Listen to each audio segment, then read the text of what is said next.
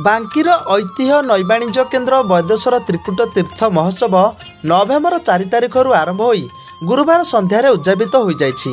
उद्यापित संध्यार बांकी विकास मंच सभापति शुभ्रांशु मोहन पाढ़ी जोग देथिले।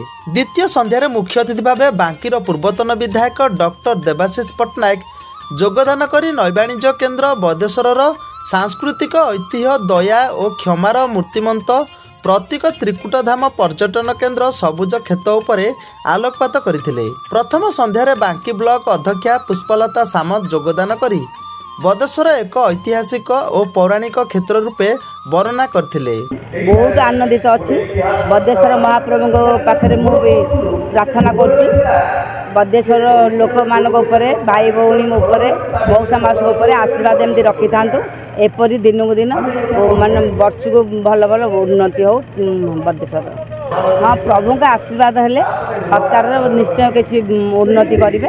प्रभु के आशीर्वाद निश्चय हम बदेश्वर उपर पिला ठाकुर आशीर्वाद उन्नति निश्चय हम। ये आमर वैदेश्वर त्रिकुट तीर्थ महोत्सव चलती आ महोत्सव में मो भाग नहीं मो निज को बहुत धन्य मन करुँची।